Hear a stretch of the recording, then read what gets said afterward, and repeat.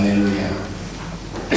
Selamat siang, salam sejahtera Kristus bagi kita yang diberkati Tuhan. Shalom. Haleluya. Kita masih akan berbicara dan melanjutkan topik pembahasan kita masih mengenai hati yang murni, hati yang sudah atau yang dibersihkan dari segala sesuatu yang kotor dan kejahatan. Saudara, mengapa kita harus mengejar dan hidup dalam hati yang murni atau dibersihkan?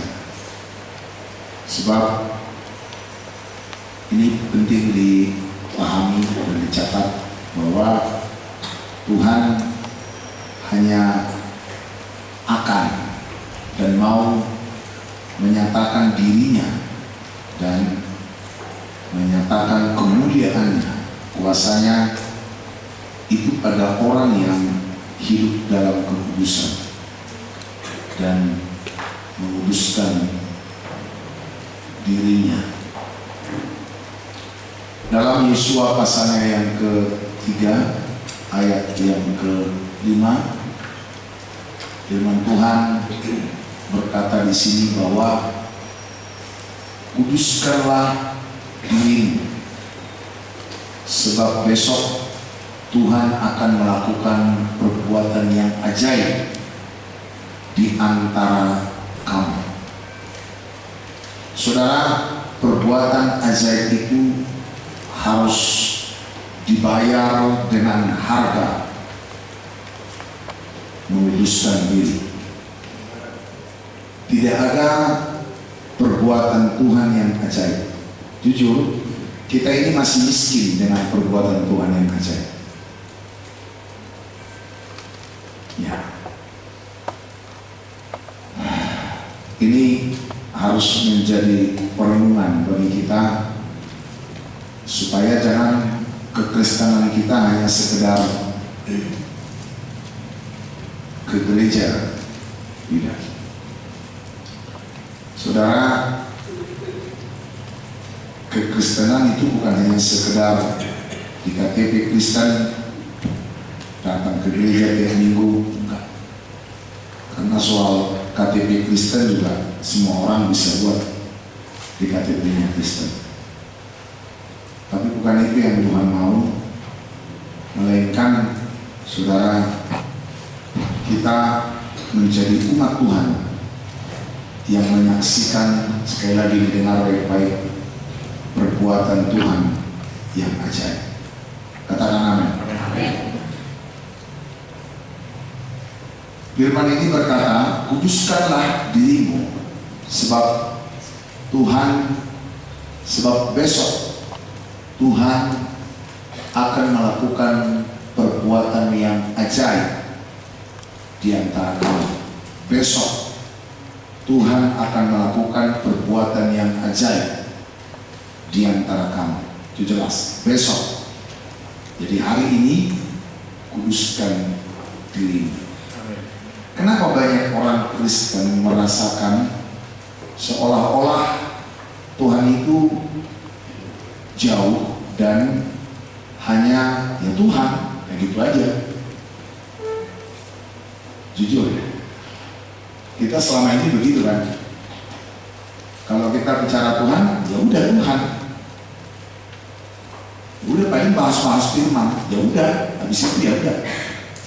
Yang paling ngeri lagi orang ngaku-ngaku pengajaran bahas-bahas firman, ya udah Tuhan, udah selesai. Tanpa melihat dan menyaksikan perbuatan Tuhan yang ajaib. Saudara, kalau dia betul Tuhan bagi kita, maka Tuhan yang maha kuasa, yang maha pengasih, yang maha penyayang, yang maha segalanya, lihat saya, yang segala-galanya itu akan melakukan perbuatannya yang ajaib. Katakan amin. Amin. Itu akan memperlihatkannya perbuatannya yang kejam. Lihat saya ini penting. Tahu nggak saudara, kenapa orang Israel berbeda dari bangsa manapun di kolongan itu? Jawabnya sederhana. Tuhan ada bersama dengan mereka. Kan gampang. Setiap orang juga bisa ngomong, ada Tuhan bersama dengan kami. Betul nggak? Betul nggak? Puji Tuhan, haleluya. Dikit-dikit puji Tuhan, haleluya. Kucing berantem, haleluya, puji Tuhan. Ya, gampang kalau soal begitu. Ya. Tapi sekarang, kalau betul Tuhan ada bersama kita, buktinya apa? Mari coba kita lihat sedikit dulu, kita mengalir dari kitab Keluaran pasalnya yang ke-33. Keluaran pasalnya yang ke-33.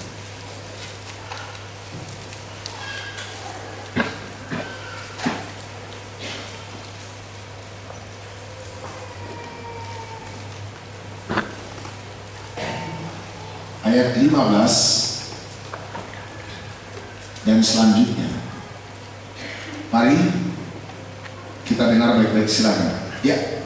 Berkatalah Musa kepadanya. Ya. Berkatalah Musa kepadanya, Tuhan. Ya. Ini dengar ya baik-baik. Nanti saya akan lihat. Saya nggak mau panjang lama-lama. Saya lihat ada 2-3 orang ngantuk, saya berhenti. Dulu ya. Ya. Mari coba kita lihat. Sekali lagi ayat 15. Berkatalah Musa kepadanya. Ya. Jika engkau sendiri tidak membimbing kami, janganlah suruh kami berangkat dari sini. Jika engkau sendiri tidak membimbing kami, jangan suruh kami berangkat dari sini. Terus ayat 16. Perhatikan ya, perhatikan. Dari manakah gerangan akan diketahui Ya. bahwa aku telah mendapat kasih karunia di hadapanmu, Terus? yakni aku dengan umatmu ini? Ya, terus? Bukankah karena engkau berjalan bersama-sama dengan kami? Ya, engkau bersama dengan kami. Berjalan bersama dengan kami. Terus? Sehingga kami, aku dengan umatmu ini, Sehingga kami, aku di pemimpin Musa dengan umatmu, jemaat. Terus? dibedakan dari segala bangsa yang ada di muka bumi ini. Luar biasa. Diapakan? Dibedakan. Diapakan? Dibedakan. Sama-sama katakan, dibedakan. Dibedakan. Dari siapa kita dibedakan? Dari segala bangsa. Ini hebat. Hebat nggak? Hebat. Sama-sama katakan, dibedakan dari segala bangsa Dibedakan dari segala bangsa yang ada di muka bumi. Nah, ini kenyataan kan? Bangsa mana yang bisa mengimbangi kejeniusan orang Israel? Bangsa mana yang bisa mengimbangi teknologi orang Israel? Bangsa mana yang bisa mengimbangi pertanian mereka? Kalaupun ada negara-negara lain yang maju pertaniannya, itu karena minta tolong sama orang Israel. Ya, itu fakta. Itu kenyataan. Di seluruh aspek kehidupan, itu mereka selalu lebih unggul. Dan termasuk, tahu nggak saudara, negara paling makmur di dunia itu orang Israel sekarang. Itu gila betul. Itu yang laporkan Metro TV. Jadi beliau bukan ngada-ngada, enggak. Saya dengar langsung. Itu luar biasa. Padahal jumlah penduduknya itu masih hampir 8 juta orang. Negara kecil. Mana ada negara di dunia ini yang cuma 8 juta penduduknya? Malaysia kecil, itu 20 juta. Singapura juga begitu. Tapi Israel cuma 8 juta, yang sekarang orang Israel yang udah tinggal di Israel sendiri. Ini bukan hanya tertulis di Alkitab, tapi memang sungguh menjadi kenyataan. Tidak bisa dibantah. Fakta yang berbicara bahwa Israel adalah bangsa yang dibedakan dari segala bangsa yang ada di muka bumi. Semua obat medis yang ditemukan itu rata-rata ditemukan oleh orang Yahudi. Ya. Obat kanker yang ditemukan orang Israel. Obat TBC pun demikian. Rata-rata mereka.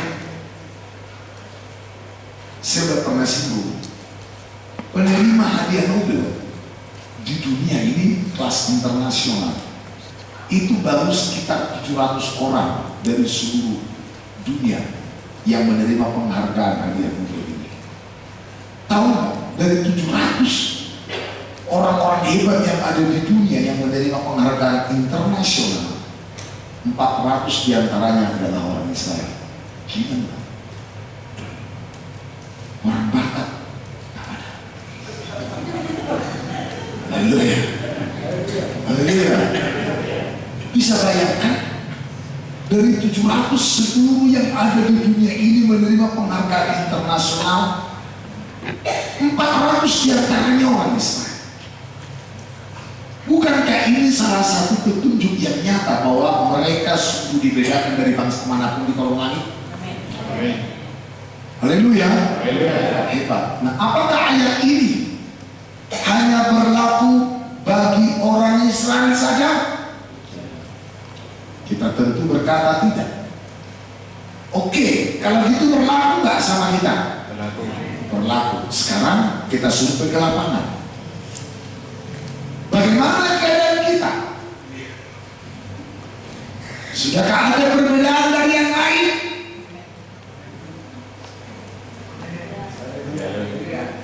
Haleluya. Ada nggak perbedaan?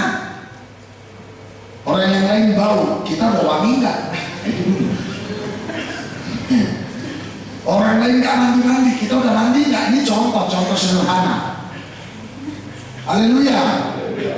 Orang lain simpan makanan sampai busuk, kita udah bagi-bagi makanan nggak sampai orang kenyang? Contoh. Orang lain rata-rata pelit, kita udah murah hati nggak? Orang lain mengeluh, tapi kita bersyukur nggak? Nah, haleluya. Orang lain wajahnya murung, tapi wajah kita senyum lebar terus, walaupun gigi maju mundur.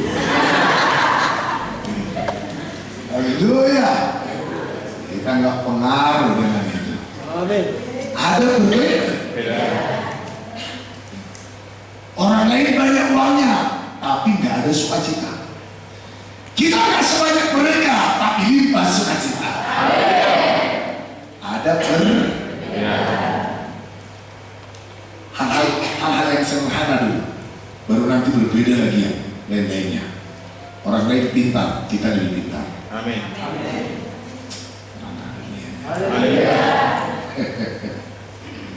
Ini hebat. Nah, ini yang Musa katakan. Dari manakah gerangan akan diketahui bahwa aku telah mendapat kasih karunia di hadapanmu? Jadi jangan permainkan kasih karunia supaya bisa duduk lama di lampu tua. Jangan permainkan kasih karunia biar bisa berapa bungkus satu hari. Jangan permainkan kasih karunia biar bisa ganti-ganti istri. Hidup kasih karunia bukan karena merokok, kita dibalas Tuhan.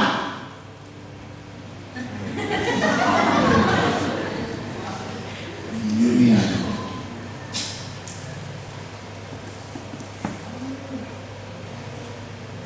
Kalau betul kita adalah orang yang mendapat kasih karunia, nanti tidak kasih karunia. Kalau bahasa matanya asi-asi, karena betulnya nggak ada orang batak, asi-asi dong. Itu baunya. Sebenarnya mereka pakai topeng kasih karunia supaya tetap bisa hidup dalam dosa. Kalau kita betul mendapat kasih karunia, hidup kita berbeda. Haleluya. Orang lain stres terus, kita bahagia terus. Padahal masalahnya lebih besar kita daripada mereka. Masalah mereka baru 2 penjuru, udah stres setiap hari 24 jam. Kita masalahnya dari segala penjuru cuma stres 1 jam dari sebulan. Itu udah kelamaan. Mana haleluya? Haleluya itu bahwa kita menerima kasih karunia. Ini ngomong kasih karunia, kasih karunia. Tetapi Bapak hidupnya dilakukan terus, main gaple, main lem, minum, tua, alkohol. Baru nanti loh, Bapak pendeta kan minum tua, loh Bapak pendeta kan kau main juga. Nanti kalau ya, oh bukan karena perbuatan kita. Hidup adalah kasih karunia. Kalau betul hidupmu adalah kasih karunia, kau berbeda dari yang lain. Sama-sama katakan berbeda. Isi kantongnya juga berbeda. Haleluya. Haleluya. Orang lain banyak, kita sedikit, beda. Ya, yang bedanya mana? Yang membedakannya apa? Ya, kita nggak tergantung kepada yang sedikit. Orang lain tergantung kepada yang banyak. Karena banyak pun mereka karena nyolongnya. Kita sedikit karena belajar jujur. Itu yang membedakan. Itu tandanya kita menerima kasih karunia. Bilang kiri kanan, baru cerdas ini hari ini. Biar jangan ketipu terus. Haleluya. Ya, jadi dengan umatmu ini dibedakan dari segala bangsa yang ada di muka bumi. Di dunia ini belum pernah ada presiden seperti presiden Amerika yang begitu mencintai Tuhan. Namanya Abraham Lincoln. Itu mencintai Tuhan, sangat mengasihi Tuhan. Dan hukum negara mereka itu banyak diambil dari Injil.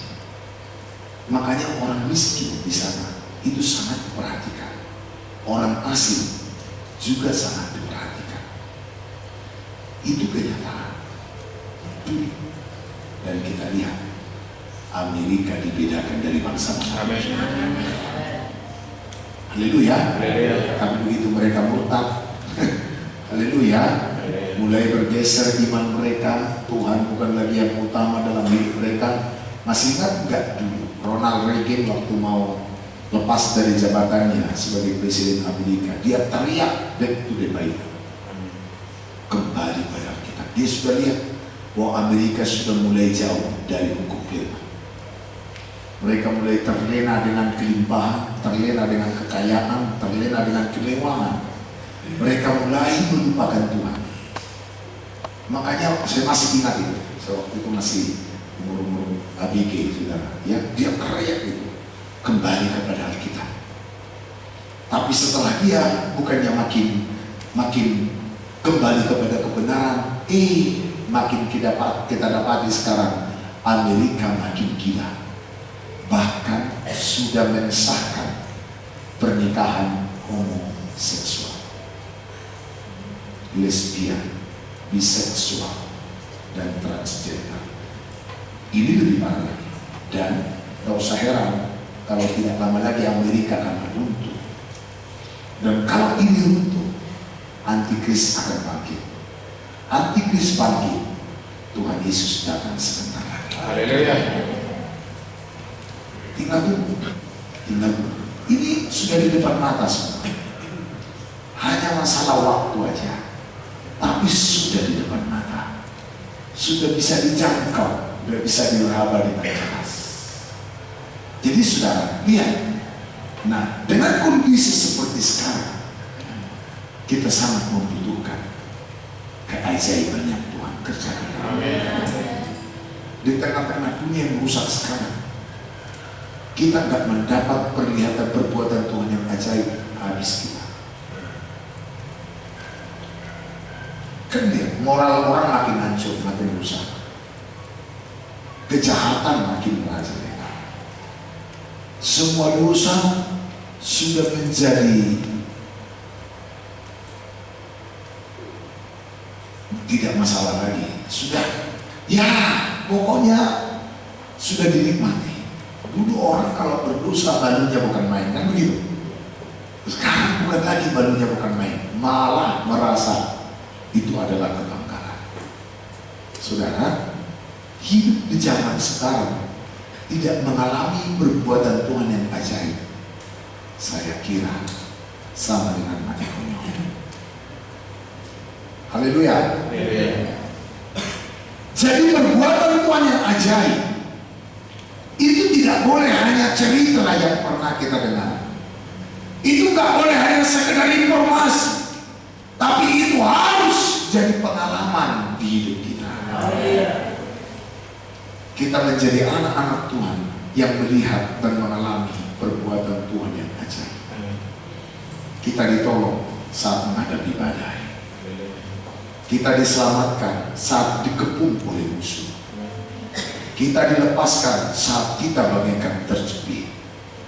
Kita dihibur saat kita susah. Kita dikuduskan saat dunia makin najis. Itu yang membuat saya dan saudara sungguh dibedakan Tuhan dari yang lain. Katakan amin. Orang lain sudah krisis, kelaparan, kita tetap masih bisa pesta karena Tuhan. Mana haleluyanya? Ada amin. Ada amin. Nah, kembali ke Yosua pasal 3 yang kelima tadi, dengan Tuhan mengatakan, berkatalah Yosua kepada bangsa itu, itulah bangsa yang Tuhan bedakan dari segala bangsa. Luar biasa. Kuduskanlah dirimu besok. Kuduskanlah dirimu, sebab besok Tuhan akan melakukan perbuatan yang ajaib di antara kamu. Besok Tuhan melakukan perbuatan yang ajaib di antara kamu. Kita tahu kan, di abad yang ke-21 ini Korea Selatan mengalami kebangunan rohani yang sangat luar biasa. Di Korea Selatan lahir gereja lokal kayak kita ini, yang jumlah jemaatnya sampai 700.000 orang setiap minggu beribadah. Gila ya, gila ya, hebat ya. Di Korea Selatan menjamur gereja, yang gereja lokal ya, yang jemaatnya itu ratusan ribu. Jadi kalau satu gereja lokal jemaatnya 20.000, itu masih dianggap pendeta yang kurang berhasil. Karena sudah banyak yang sudah 50.000 bahkan 100.000 anggota jemaat gereja lokal. Dan ini luar biasa. Dan sekarang kita lihat Korea masuk ke dunia internasional, termasuk perdagangan mereka juga menembus pasar internasional dan mereka disengaja. Sekarang lihat produk-produk Korea tersebar di mana-mana. Haleluya. Saudara, ini tidak bisa disangkal. Kenapa? Mereka sedang bergairah secara rohani, sedang jatuh cinta pada Tuhan. Mereka sedang mengalami Tuhan. Karena apa? Mereka belajar hidup dalam kekudusan. Katakan amin. Saudara, saya sudah sampaikan minggu yang lalu bahwa kudus itu dimulai dari hati. Karena bukan yang dari luar yang membuat hidup kita najis, tetapi apa yang berasal dari hati. Sebab bukan yang masuk ke dalam mulut yang menajiskan orang, tetapi yang keluar dari hati. Tapi ayat ini jangan dipelesetkan sehingga kotoran pun dimakan, yang gak makanan pun dimakan. Ingat itu baik-baik. Katakan amin. Amin. Memang betul, bukan apa yang masuk ke mulut yang menajiskan kita. Tapi jangan karena bukan apa yang masuk ke mulut menajiskan kita, yang gak makanan pun dimakan. Tetap yang dimakan itu yang patut dimakan. Nah, seringkali orang pakai ayat itu supaya diperbolehkan makan darah. Itu satu. Nanti kalau ada orang Kristen makan darah, kita kasih ayat. Oh, ada ayat lagi katanya. Apa ayatnya? Bukan yang masuk ke mulut. Ya kalau gitu makan aja kotoran. Sampai sini nanti. Darah itu bukan makanan. Amin. Halo. Kalau Yesus bilang minum darahku, tapi bukan darah yang dikasih anggur. Itu sebagai simbol karena di dalam darah ada nyawa dari makhluk itu. Nah, bayangkan kalau darah binatang yang diminum, dimakan, itu pun anggur yang Yesus kasih. Karena apa? Di dalam darahnya, anggur yang kita imani menjadi darahnya, ada hidupnya. Jadi saat kita minum darahnya, hidup Kristus masuk dalam hidup kita. Makanya dikatakan dalam Galatia 2 ayat 20, aku bukan aku lagi, tapi Kristus yang hidup di dalam aku. Katakan amin. Nah, kalau makan darah tadi, di dalam darah tadi terdapat hidup daripada si babi. Lalu dapat manusia makan darahnya, maka hidup si babi masuk ke dalam, sehingga manusia itu akan berkata, namun aku hidup.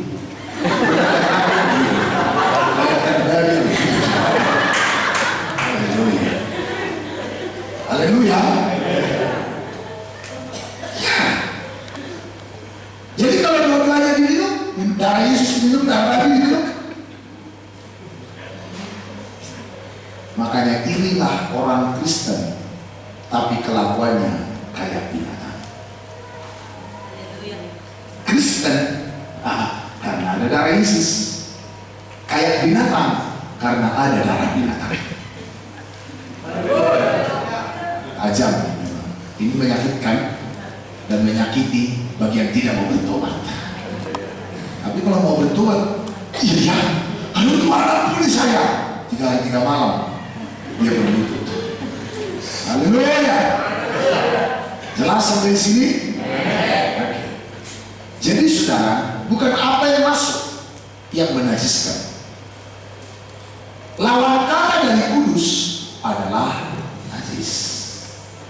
Kalau orang tidak kudus berarti najis. Kalau orang tidak najis berarti kudus. Dua aja gendangnya. Katakan amin. Apa yang menajiskan orang bukan yang masuk ke mulut, tapi yang keluar dari mulut. Apa yang keluar dari mulut? Yang berasal dari hati. Apa yang berasal dari hati? Dalam ayat 19, yang pertama, pikiran jahat, pembunuhan, perzinahan, percabulan, pencurian, sumpah palsu, dan hujat. Ayat 20 kita baca bersama-sama. 2, iya. Itu bisa.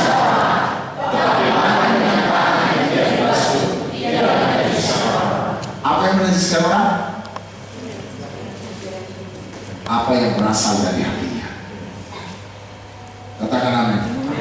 Makanya perhatikan, gereja, orang percaya, pendeta yang hatinya nggak beres, tidak akan pernah kelihatan perbuatan ajaib yang dari Tuhan dalam hidupnya. Berapa banyak pendeta yang tidak lagi mengakui adanya mujizat. Alasan mereka apa? Itu dulu. Karena itu kan Tuhan. Kenapa Musa berlalu karena belum ada kapal Tampomas dan Rinjani dan pesawat. Jadi kita sekarang nggak perlu membelah laut, ya betul, nggak perlu membelah laut. Tapi kalau pas nggak ada pesawat, nggak ada juga kapal laut ini, perlu dibelah nggak? Perlu juga. Haleluya. Oke, soal itu masih bisa kita terima. Terus kalau penyakit, haleluya. Terus kalau masalah, nah ini dia. Ini yang akhirnya miss, sehingga apa? Tidak melihat Tuhan ajaib secara nyata di dalam hidupnya. Saudara, kita udah tahu dari dulu. Lihat saya, semua yang bawa semalolongnya boleh lihat saya. Lihat saya semua. Kita tahu dari dulu Tuhan Maha Kuasa, betul nggak? Kita tahu dari dulu Tuhan Maha Kuasa, betul nggak? Kita tahu dari dulu Tuhan hebat, betul nggak? Kita tahu dari dulu Tuhan itu dahsyat, betul nggak? Tapi saya mau tanya, sudah berapa dan sudah seperti apa kedahsyatan kemahakuasanya malam? Hah? Coba. Kok Tuhan yang maha hebat, maha dahsyat, maha kaya? Katanya Tuhan kita, kok kita begini-begini? Hah? Makanya selalu kita bahagia bilang apa? Perhatikan keadaan. Kalaupun kita bisa kaya, karena kita halalkan segala caranya, betul nggak? Kalaupun kita bisa seperti yang bersaing di dunia ini, karena kita berjuang mati-matian, bukan karena anugerah pemberian Tuhan. Kan ada tertulis berkat Tuhan yang menjadikan kaya, susah payah di dalam mereka. Tapi bisa nggak orang kaya bisa nggak orang jadi kaya karena susah payah? Bisa. Itu kan pontang-panting dan menghalalkan segala cara. Bisa. Kita bisa diberkati dari orang bumi ini, tapi itu adalah berkat anugerah Tuhan, bukan karena kita bermain dengan cara-cara dunia ini. Mana haleluya. Makanya saudara, sekali lagi, kekudusan adalah harga mati. Kekudusan adalah mutlak. Kalau orang Kristen tidak benar-benar fokus untuk mengejar hidup dalam kekudusan, orang Kristen, gereja tidak mengajarkan kekudusan dan menekankannya pada porsi yang sebenarnya, gereja sebenarnya sedang kritis. Haleluya. Haleluya.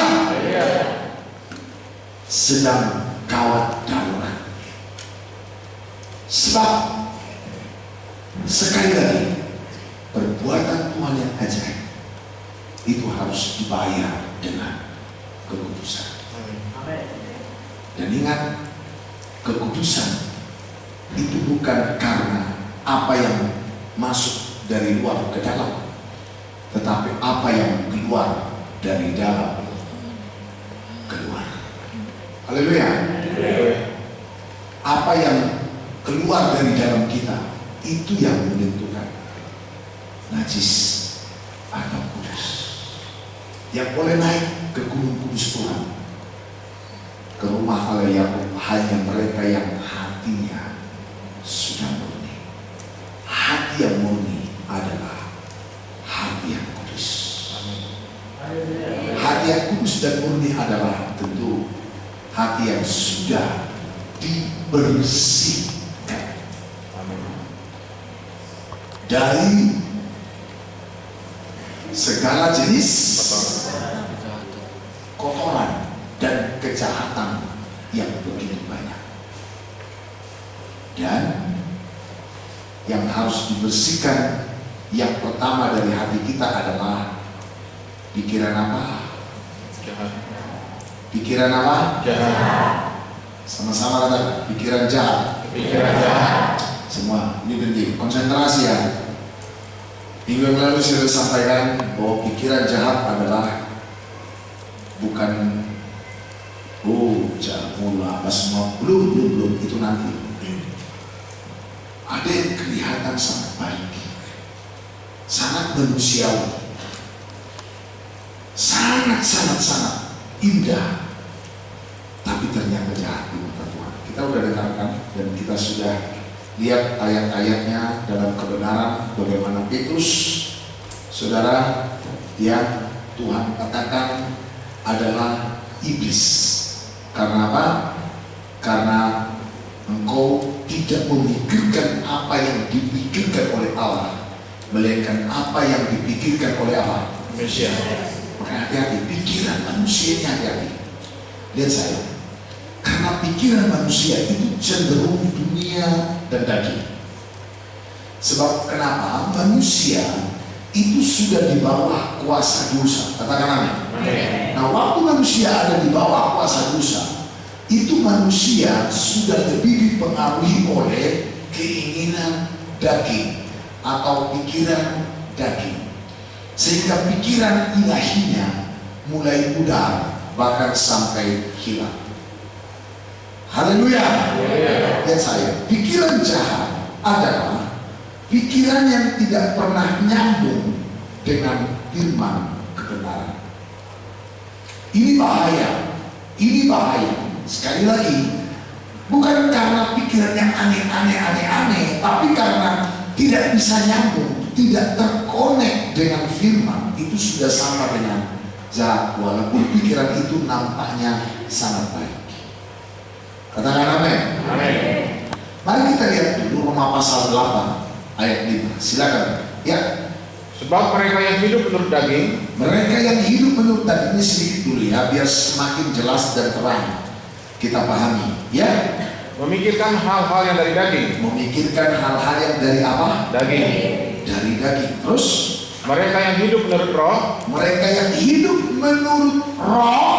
Terus memikirkan hal-hal yang dari roh. Berarti dari ayat ini kita ambil kesimpulan ada dua jenis pikiran. Katakan apa? Amin. Sama-sama katakan dengan saya. Ada dua jenis pikiran. Ada dua jenis pikiran. Yes. Pertama adalah pikiran daging atau lahiriah atau manusiawi atau dunia. Sama. Yang kedua adalah pikiran roh. Inilah pikiran ilahi. Inilah pikiran Kristus. Katakan amin. Katakan amin. Ya, ada dua jenis pikiran. Ayo lihat saya semua. Ayo. Di hidup kita sehari-hari, pikiran apa yang bekerja? Ayo. Saat kau cari uang, kau pakai pikiran apa? Mencari uang. Pikiran daging atau pikiran roh? Boleh nggak pakai pikiran roh cari uang? Harus.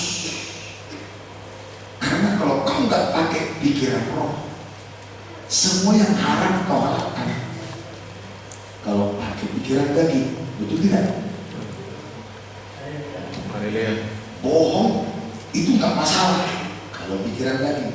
Bahkan kalau kau bisa tipu pembelimu, modalmu 2.000, untungmu 200.000, jadi kau jual 202.000 barang. Haleluya. Lihat saya, itu di dalam dunia dagang kau akan dibilang orang hebat. Hebat dia berdagang. Kenapa? Modal 2.000 bisa dijual 202.000. Untung 200.000. Laku 20 biji dalam 1 jam. Wah, haleluya. Makin dipuji sama orang dunia.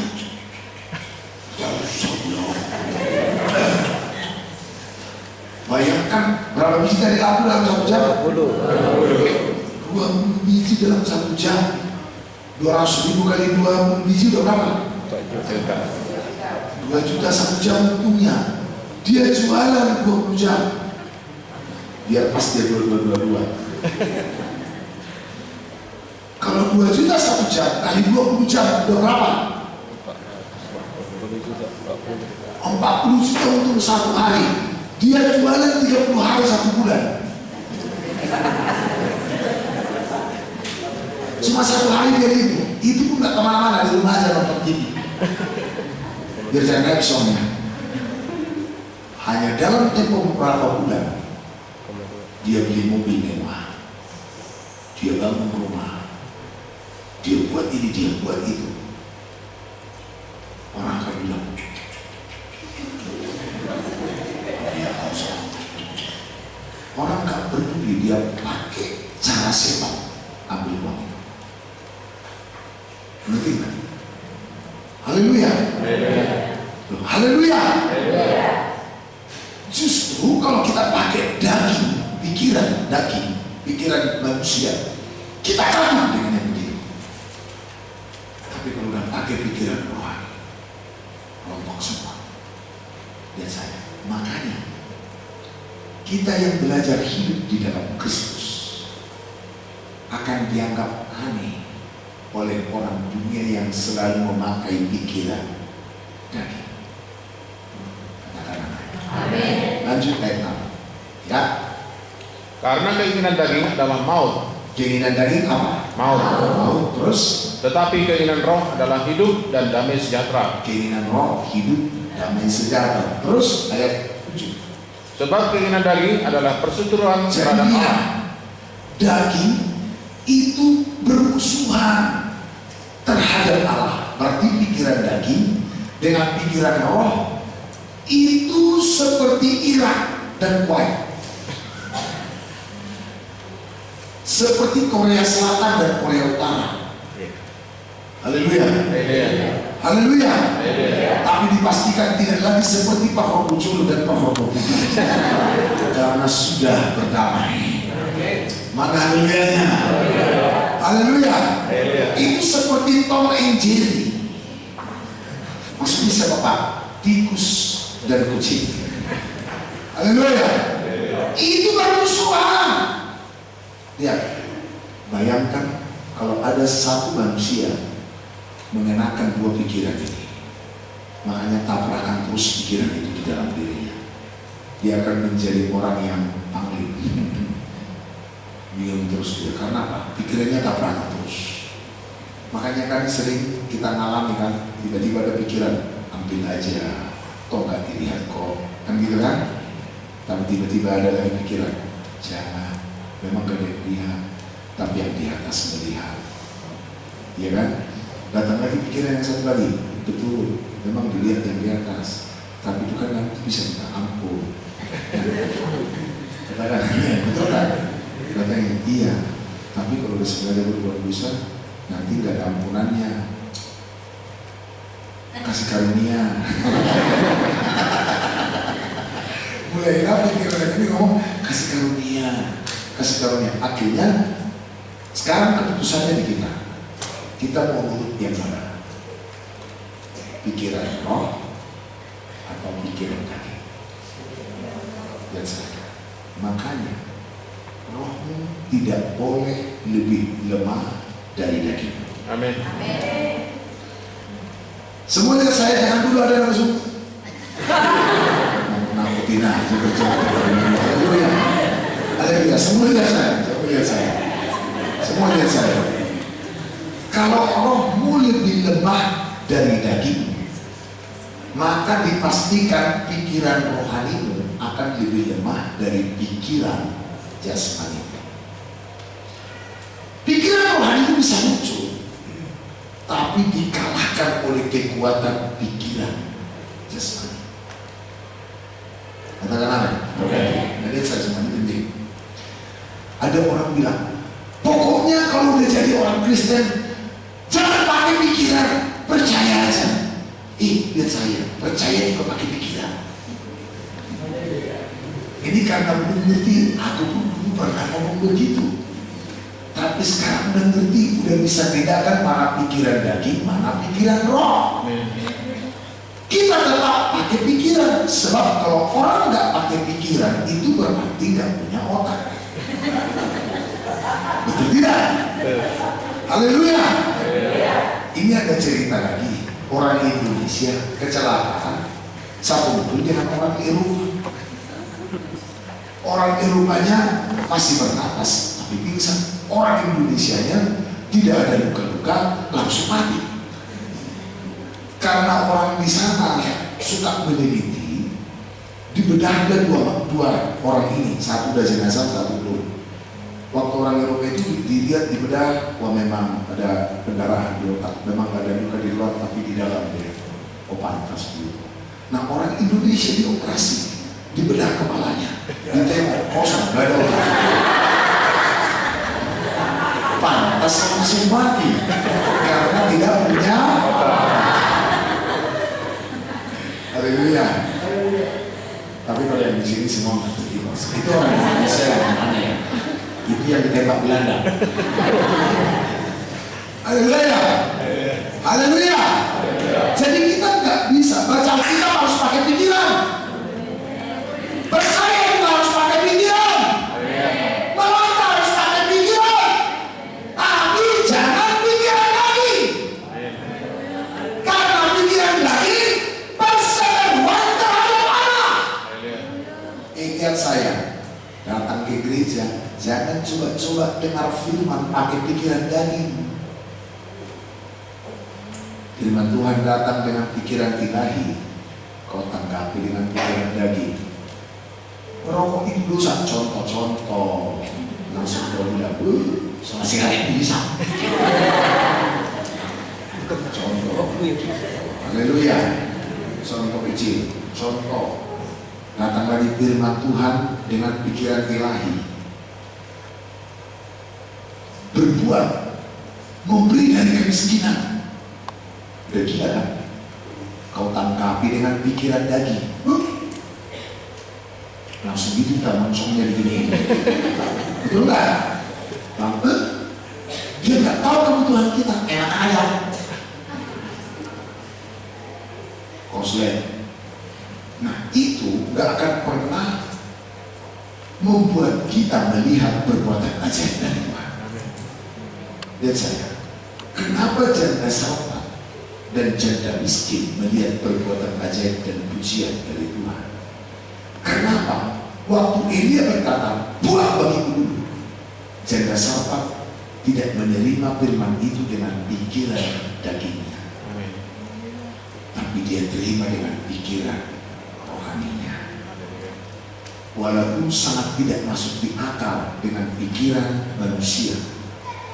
Mana mungkin? Kan janda sarpa udah lapor. Pak Pendeta, ini saya sebut Pak Pendeta lalu misi dia waktu itu ya. Kita pakai bahasa sehari-hari. Gini loh Pak Pendeta, tepung kita tinggal dikit loh, dan minyak putih juga tinggal dikit itu loh. Ini sebentar lagi juga aku olah. Ini hanya cukup untuk anakku. Sekali makan habis itu, kami sudah buat peti untuk menjadi peti mati kami karena kami akan mati. Sekarang Pak Pendeta ngomong lagi, buat untuk aku. Ayah, ini Pak Pendeta apa-apaan sih? Ayah, kalau pikiran, oh udah pengen ini. Haleluya, haleluya, haleluya. Kalau pikiran daging yang dipakai janda sarpa ketika dia berbicara untuk buat roti padanya, ada mujizat? Ada perbuatan Tuhan yang ajaib? Nih, tidak akan. Tapi untung janda sarpa tahu bahwa perkataan itu lahir dari pikiran ilahi. Amin. Janda sarpa tahu bahwa apa yang dikatakan Elia itu bukan datang dari pikiran manusiawi, tapi datang dari pikiran Allah. Dan janda sarpa berkata, yes, hamba Tuhan. Yes, Nabi Allah, man of God. Langsung dia olah tepung dan minyak itu, dia suguhkan ke Elia. Langsung Elia bilang, demikianlah firman Tuhan, tepung dalam tempayan tak akan habis, minyak dalam mulut tak akan habis, mujizat akan terus terjadi. Haleluya.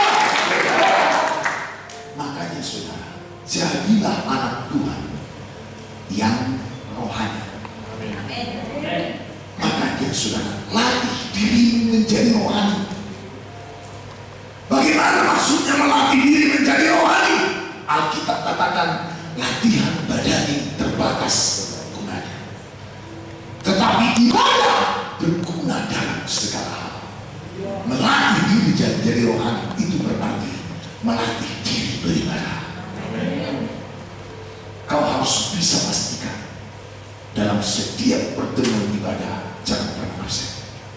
Satu, kau harus bisa pastikan dalam setiap pagi kau harus duduk di kaki Tuhan menyembah. Selamat pagi Bapa, selamat pagi Yesus, selamat pagi Roh Kudus. Terima kasih atas anugerah-Mu. Semalam telah berlalu, ku memuji, ku bersyukur, memuliakan nama-Mu. Sama-sama.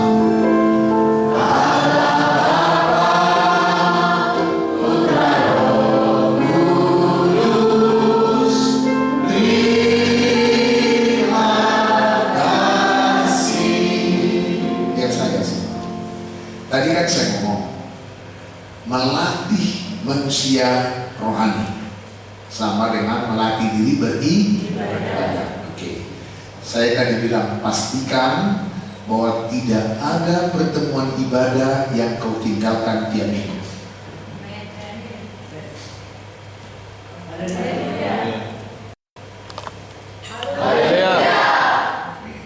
Masih ada haleluya, masih enak.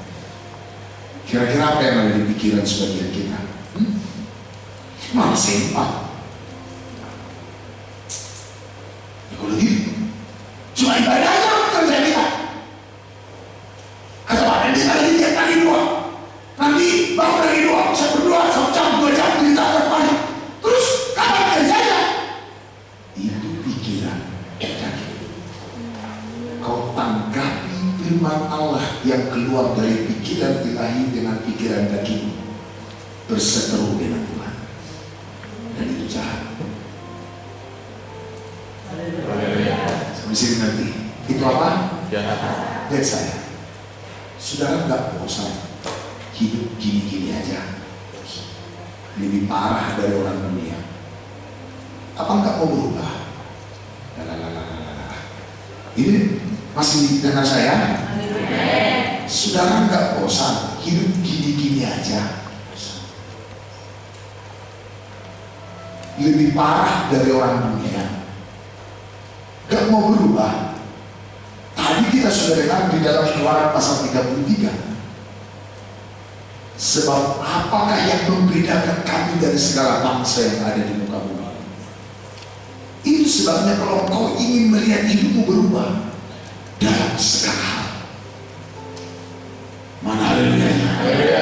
Bukan cuma hatimu yang berubah, bukan cuma pikiran yang berubah, tetapi juga ekonomimu berubah, nasimu berubah, semua berubah. Dan ini semua tergantung kepada penyertaan Tuhan dalam hidup, kebersamaanmu dengan Tuhan. Lihat saya, lihat saya, bergaul itu butuh waktu. Bergaul itu butuh waktu. Untuk menjalin hubungan itu butuh waktu.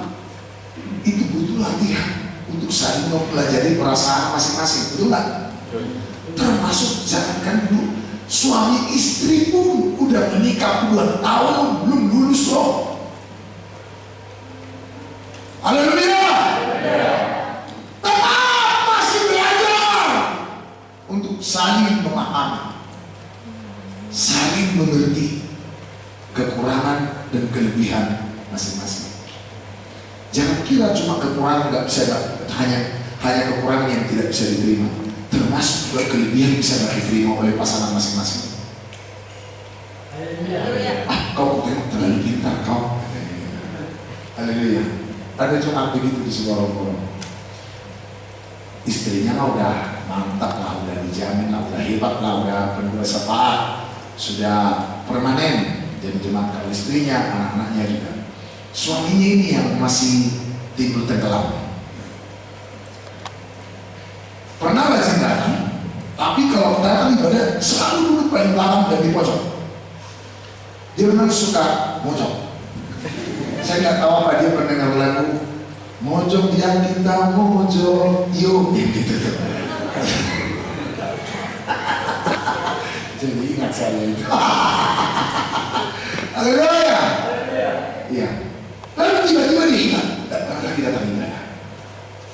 Kalau sekali oke lah, 2 kali oke. Sebulan enggak, 2 bulan enggak. Saya tanya, masih ibu itu doakan apa? Tapi lama-lama karena sudah berbulan, korek, nggak bisa ya cukup didoakan ceritanya kepada istrinya. Enggak. Apa yang buat bapak tidak datang ibadah? Beritahu saya dengan sejujur-jujurnya dalam tempo yang sesingkat-singkatnya. Haleluya. Lalu dia bilang begini, kalau suami saya alasannya katanya kalau ibadah di tempat kita Pak Pendetanya terlalu pintar. Maksudnya terlalu pintar di mana? Semua ayat bisa dihubungkan. Ternyata nggak bisa saya ikuti. Terus dia nggak pernah ibadah sih. Enggak apa-apa, pergi juga. Udah rompak dia ibadah. Terus jadi ibadah seluruh gereja sudah tidak. Bahkan kalau dia lihat ada sendirinya dia datang, padahal bukan gereja. Saking semua gereja sudah dimasuki begitu artinya. Haleluya. Lalu tahu apa yang terjadi? Terus gimana dong setelah dia pergi ke gereja lain? Itu yang saya jadi pusing, saya malu saya Pak mau cerita. Gak apa-apa saya bilang. Ceritakan. Kalau ke bapak dia bilang kepintaran. Kalau ke gereja lain mau tahu.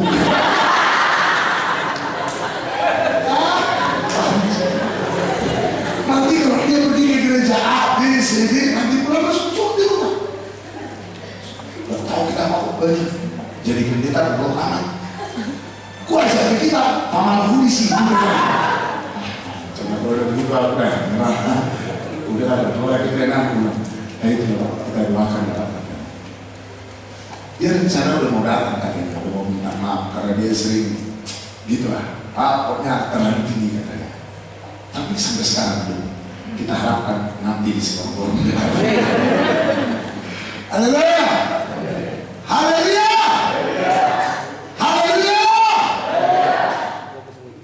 Saudara mau berubah? Mau diubah? Hanya penyertaan Tuhan. Dan yang satu, Tuhan gak sertai siapapun kalau tidak mencintai kekudusan. Kekudusan itu kejam. Saya bilang kekudusan itu kejam. Bahkan dalam perjanjian lama pun dalam perjanjian baru seperti tidak ada belas kasihan. Tahu nggak Ananias dan Safira? Itu mati konyol di depan Petrus. Kenapa? Karena bermain-main dengan kekudusan. Imam-imam pun zaman perjanjian lama demikian. Sempat masuk ke Rumah Kudus tidak dengan kekudusan yang seperti Tuhan inginkan, mati di dalam. Pernah dengar cerita Uza orang Lewi, anak imam, mati disambar Tuhan ketika akan memindahkan tabut perjanjian zaman Daud waktu baru menjadi raja atas seluruh Israel. Kenapa? Itu kekudusan. Sebab ruang Maha Kudus adalah ruang yang hanya boleh dimasuki imam besar, itu pun hanya sekali setahun. Jadi tahu tak saudara, imam besar yang masuk ke ruang Maha Kudus yang hanya boleh sekali setahun masuk ke dalam, itu kakinya harus diikat. Sebab kalau dia tidak berkenan kepada Tuhan, dia bisa mati di dalam. Dan tidak ada orang yang bisa berani masuk untuk mengambil mayatnya. Kalau ada orang nanti jadi mau busuk, maha kudus, baik kita ambil yuk, mati juga orang itu. Kalau tidak ada yang boleh masuk. Selain imam besar, itu pun yang dikuduskan. Ada lagi nanti yang ketiga masuk, mati. Jadi kekudusan itu saya bilang tadi sadis. Tapi karena memang itulah kodrat ilahi, itulah Allah kita, katakan amin. Makanya mujizat perbuatan Allah yang besar dan ajaib itu hanya terjadi di tengah-tengah kehidupan yang kudus. Itulah pikiran yang sudah diubahkan, yang bisa sejajar dan menerima firman Tuhan. Makanya sulit ya kalau orang dengar firman lalu pikirannya nggak bisa terima. Dengar, itu pikiran daging. Katakan haleluya. Termasuk dalam hal tradisi adat nenek moyang. Kalau kita udah belajar ini udah ngerti pasti. Mana mungkin opung kita zaman dulu melahirkan adat istiadat dengan pikiran ilahi, sementara mereka masih penyembah berhala. Jangan dulu pun kita kejauhan. Kita aja yang sudah Kristen masih sering lebih memakai pikiran daging. Udah nyanyi di hari dulu, sombah,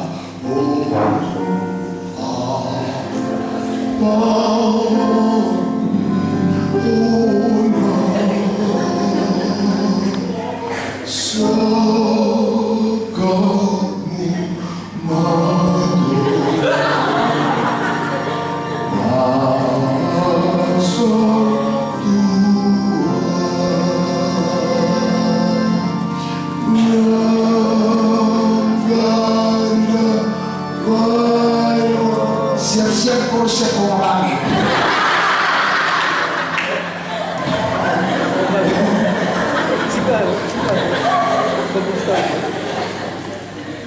Kita punya udah penuh Roh Kudus. Kalau tidak menjaga hubungan yang baik dengan Tuhan, pikiran dari kita lama-lama lebih kuat daripada pikiran rohani kita. Jujur, kasih tahu kiri kanan, kita harus jujur bro. Ya bro ya, yang sis kan yang kan, kita harus jujur betul. Mungkin pulangnya atau ngantul. Haleluya, amin. Harus jujur. Apalagi hukum kita yang hidup ratusan tahun yang lalu, melahirkan tradisi. Bisa kita bilang itu dari Tuhan? Apa nggak bodoh kalau sampai sekarang kita masih ngikut yang begitu? Dan kita lihat hasilnya dan buahnya. Adakah perbuatan yang ajaib? Setelah kita menjadi Kristen, ayo, haleluya. Bukankah seharusnya sudah 20 tahun, 30 tahun yang lalu Danau Toba ini menjadi Monaco Asia? Bukankah seharusnya 20-30 tahun yang lalu Hotel Bintang 5 sudah berserakan di sini? Halo? Bukan seharusnya 20-30 tahun yang lalu jalan tol, monorail, MRT ada di sini? Kita bisa ke Samosir naik kereta api bawah tanah, bukan bawah tanah, bawah danau. Haleluya. Masuk kereta apinya, kami tuh di Australia, kami naik kereta api, iya. Tunggu ya.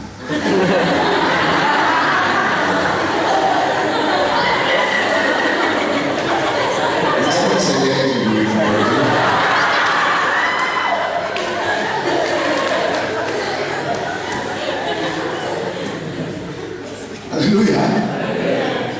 Kami naik kereta api mah biasa-biasa aja. Lalu datang kawan, tahu gak kita di mana di Batam berikutnya? Jadi kita tahu, ini di dasar laut.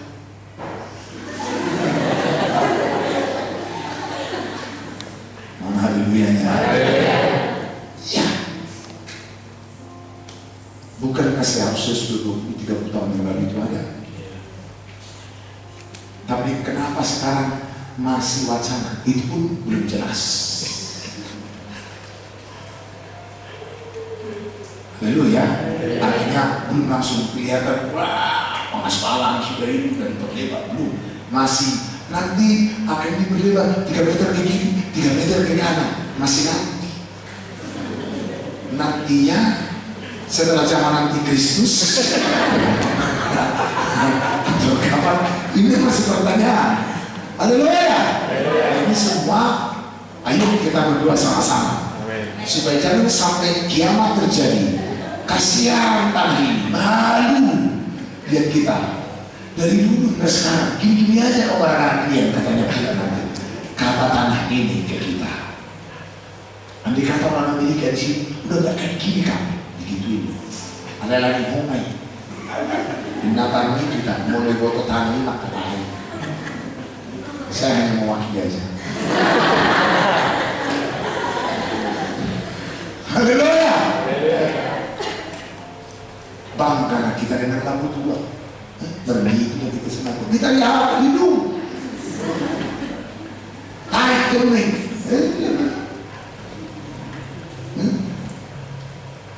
Ini mana ini?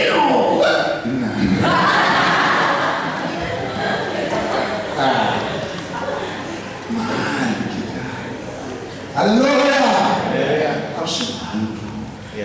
Harusnya udah mulai ngececak-cecak di sini.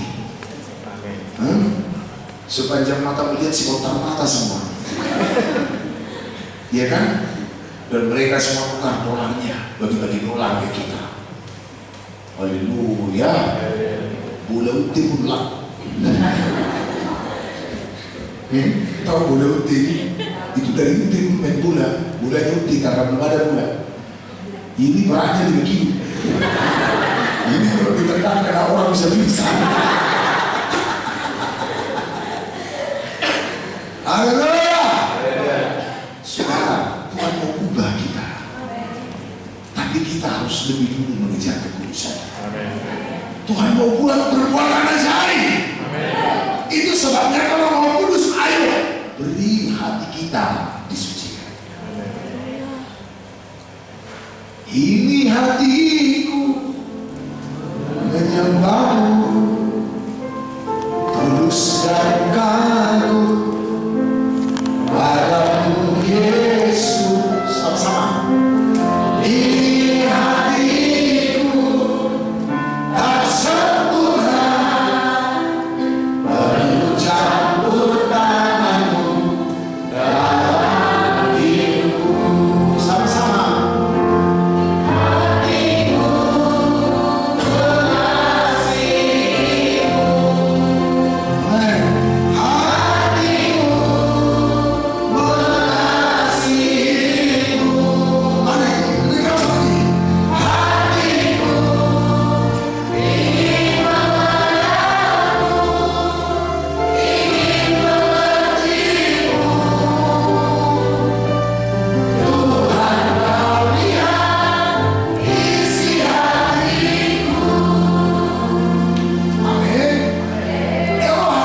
Sudah disucikan, dikuduskan, dibersihkan, akan melahirkan pikiran yang baik, sehingga kita tidak lagi berada dalam pikiran yang jahat.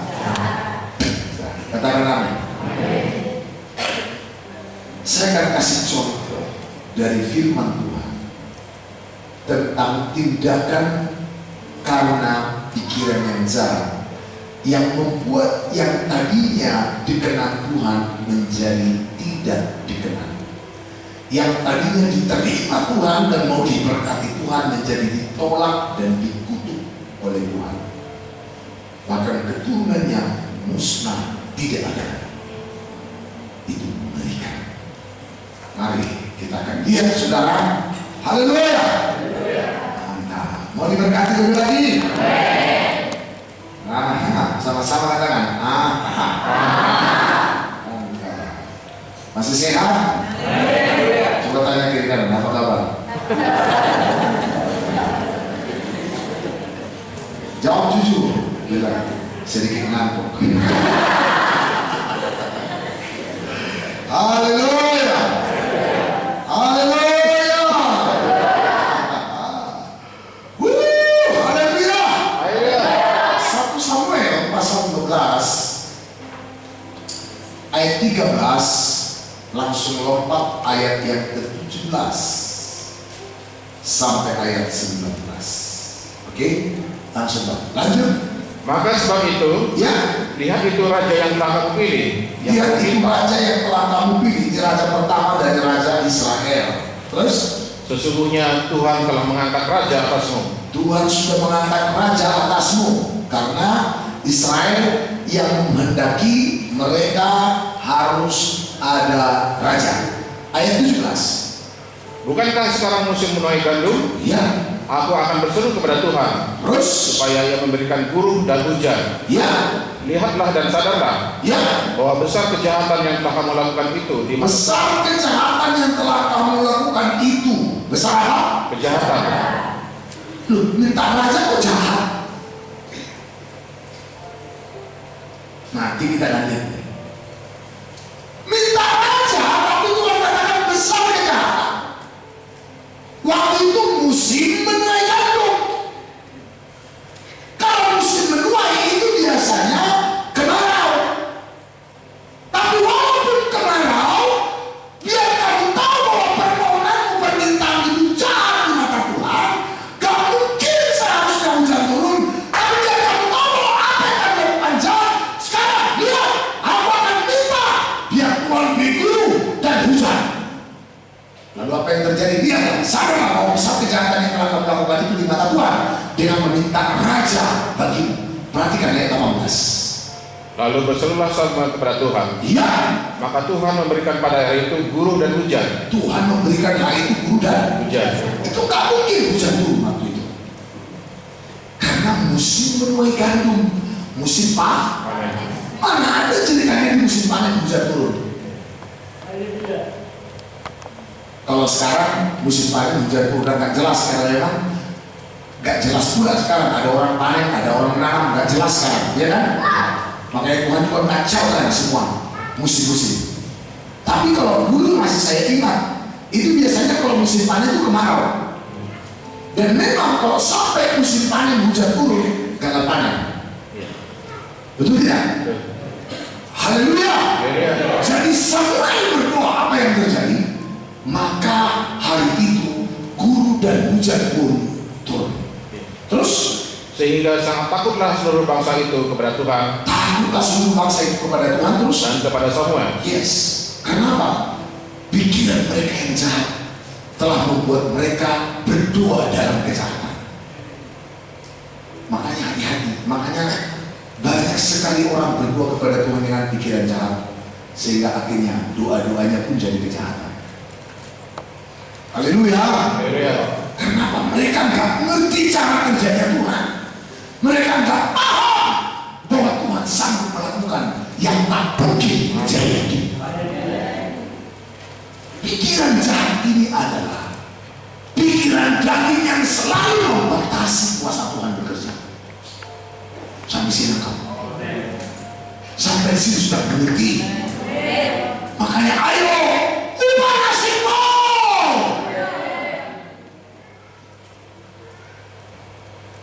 Bertobat dari pikiran jahatnya. Biarkan kekudusan Tuhan itu menguduskan hidupmu. Haleluya. Sehingga kau punya pikiran ilahi, pikiran rohani yang membuatmu selalu seirama dengan Tuhan, sejalan dengan Tuhan, Amin. seperasaan dengan Tuhan, Amin. sehingga kau tahu apa yang Tuhan maksud. Ketika Tuhan ngomong, kau tidak salah ngerti, tapi kau tahu apa yang Tuhan maksud. Kita ini kan sering salah ngerti. Haleluya. Haleluya. Ada orang pernah saya disiplin, lalu dia merasa harga dirinya direndahkan.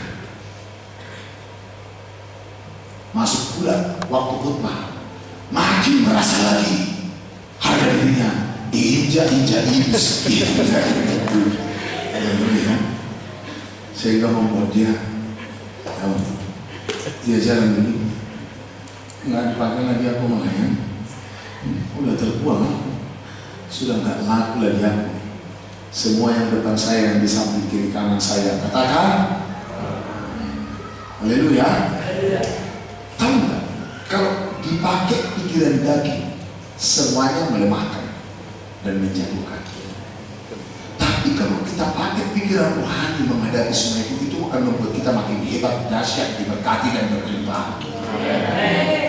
Kalau pikiran daging, aku dipermalukan, aku ditolak, bencikan Pak Gembala sama, memang gak ingin dia bertumbuh aku, itu daging. Tapi waktu ditekan, kalau pikiran rohani, dia akan berkata, itu adalah proses yang harus saya jalani. Itu adalah jalan sempit yang harus kulewati supaya nyata kemurnian hati ini. Dan saya harus bersyukur walaupun harus diperlakukan seperti itu, karena saya tahu itu adalah tempaan Tuhan bagi saya. Membentuk hati supaya semakin layak berkenan. Kalaupun saya bagaikan dihancurkan, memang iya, karena hati ini selama ini keras dan harus dihancurkan supaya menjadi lembut. Itu pikiran ilahi. Haleluya. Haleluya. Tapi kalau pikiran daging, udah masuk aku dikutuk, dikasih pelayanan, diusir lagi. Ada kasihnya itu, cuma pintar-pintar dari kemarin pulang aja gitu. Aku coba di sini melayani. Apa rupanya? Pindah. Kemana kau pindah? Di GSI. Apa itu GSI? Dari setan.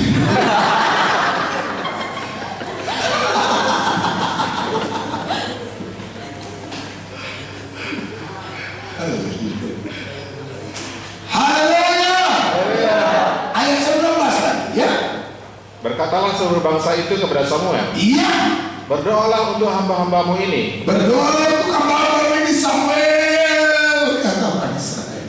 Terus kepada Tuhan Allahmu, ya, supaya jangan kami mati, ya, sebab dengan meminta raja bagi kami menambah dosa kami dengan kejahatan itu. Mau minta raja menambah dosa kami, itu adalah kejahatan yang besar. Kita lihat alasannya mengapa meminta raja bagi orang Israel adalah dosa dan kejahatan yang besar. Kita mau lihat di pikiran jahat ini, cara kerjanya kayak apa, biar kita bisa cocokkan. Ada tak kemiripan dengan pikiran kita? Kalau ada, sama jahatnya dengan orang ini. Maksudnya, terus kalau dikasih tahu sama jahatnya oleh orang itu, maksud Bapak apa? Biar kau bertobat kalau mau. Kalau nggak mau, ya sudah. Terima kasih sudah datang beribadah di tempat ini hari ini. Haleluya. Masih hidup? Oke, kalau masih hidup kita lanjut. 1 Samuel 8 ayat yang pertama. Main cepat. Jep. Pakai pikiran ilahi sekarang. Ya. Oke. Setelah Samuel menjadi tua, diangkatnya anak-anaknya laki-laki menjadi hakim atas orang Israel. Diangkatnya anaknya laki-laki menjadi hakim atas orang Israel. Terus saya tua. Nama anaknya yang sulung ialah Yoel. Yoel, mantap juga namanya. Yoel, haleluya. Yoel, El, haleluya. Ayo, El, Tuhan. Ayo Tuhan.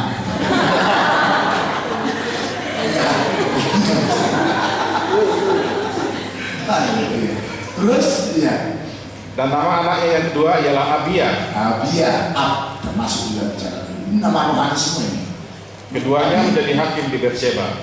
Keduanya jadi hakim di Beersheba. Yoel, Abia. Itu berasal dari Abba atau Mama. Yoel, El, Tuhan. Itu luar biasa. Ya, mungkin ada kaitannya dengan Yobel. hari kemurahan, hari pembebasan. Terus ayat 3. Tetapi anak-anaknya itu tidak hidup seperti ayahnya.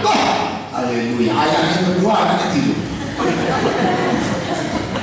Haleluya. Ini samanya tidak hidup seperti Ayahnya. Haleluya. Haleluya. Ayahnya menyembah, anaknya apa? Main game. Haleluya. Haleluya. Terus Mereka mengejar laba. waduh, anak-anaknya mengejar laba sampai keluar tuh buku bacaan. Babaku mengejar tuh, yang mengejar untung coba ke tangan. Di hati aja, di hati. Tapi bertobat ya. Katakan amin. Amin. Amin. Ketahuan langsung amin.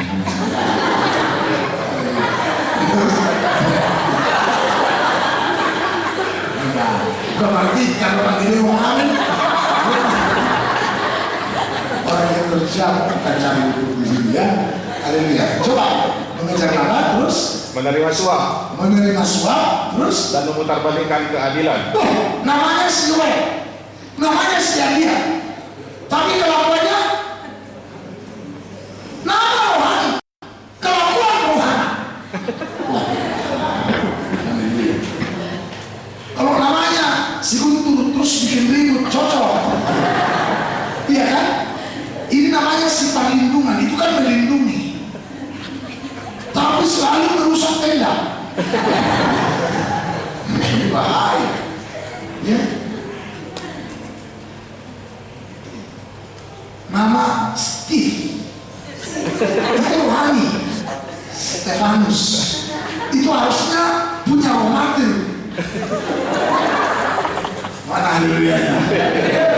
Kalau Bayu nggak jelas.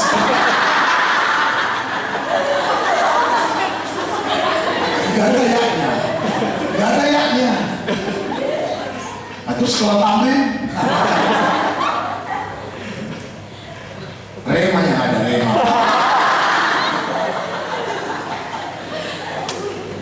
Haleluya. Terus lagi ayat 4. Sebab itu berkumpulah semua tua-tua Israel. Kumpul tua Israel terus. Mereka datang kepada Samuel di Rama Iya, ayat 5. dan berkata kepadanya, engkau sudah tua Iya. dan anak-anakmu tidak hidup seperti engkau. Aduh, kasihan.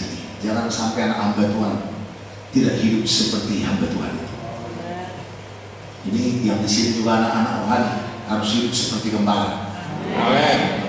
Tidak mengejar suap, Amin. tidak cari itu. Katakan amin. Amin. Suka berdoa, suka menyembah, Amin. peka dengan Roh Kudus. Amin. Jangan cepat botak.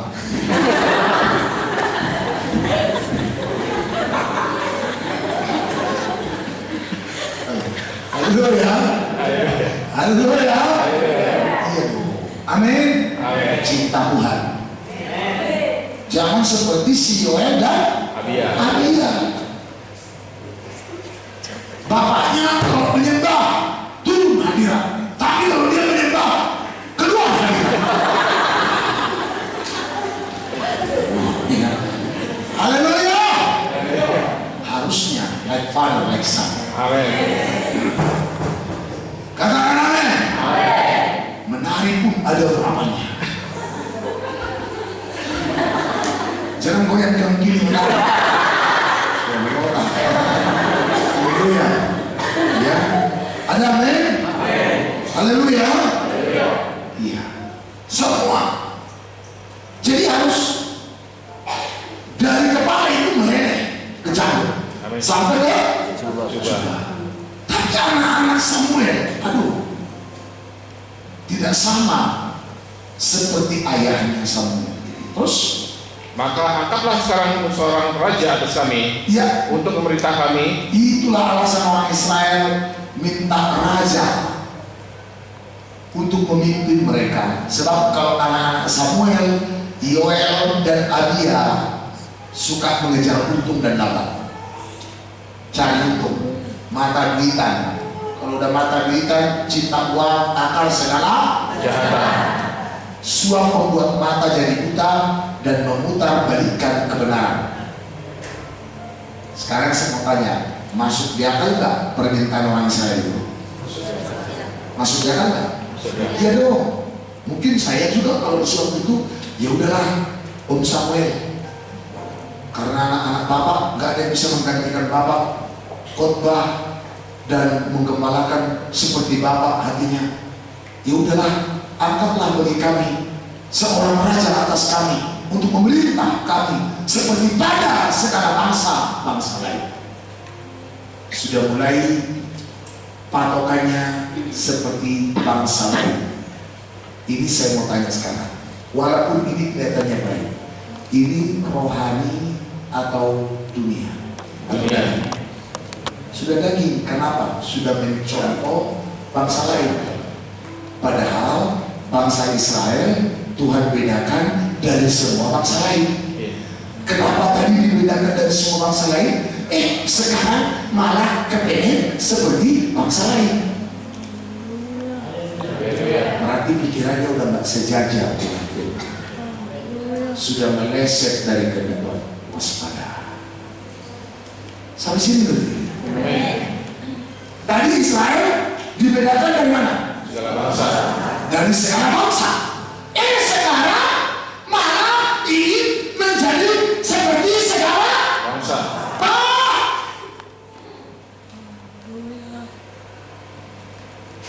Walaupun yang mereka minta itu baik, punya alasan yang sangat baik. Walaupun baik dan alasannya sangat baik, tapi kalau tidak sesuai dengan standar firman kebenaran, kejahatan. Amin.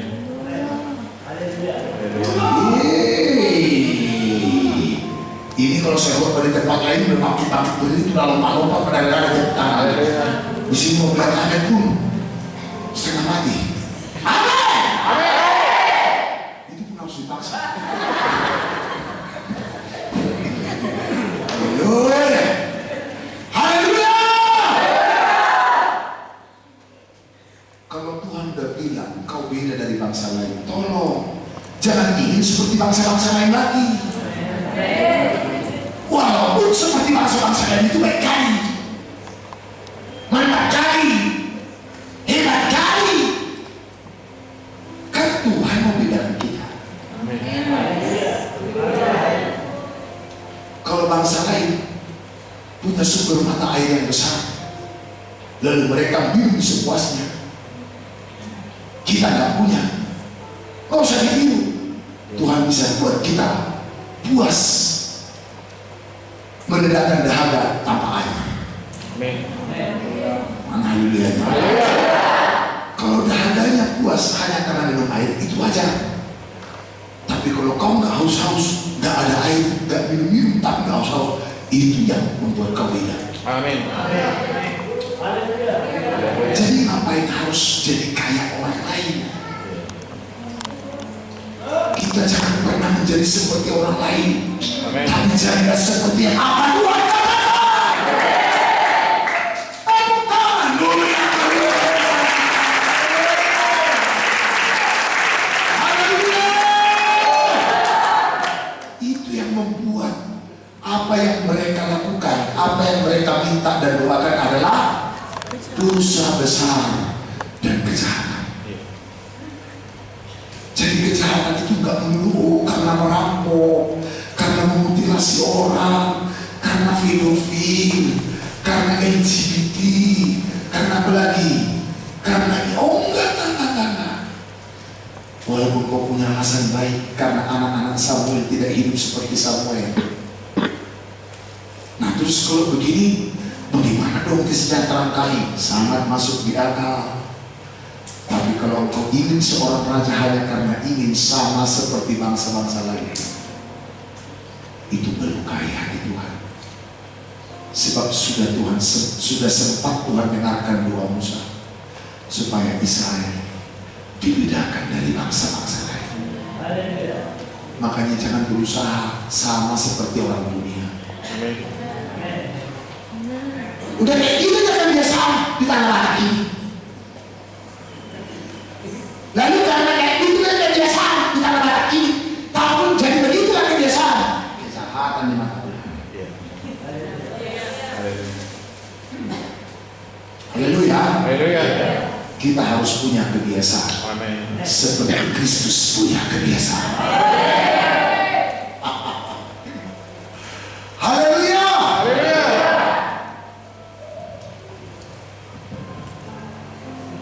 Bapa, ku rindu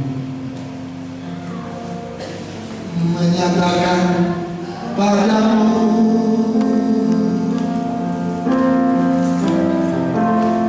Kaulah segalanya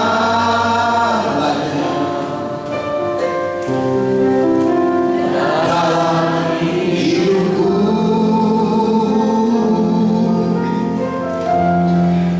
mengenal isi hatiku. Sama-sama.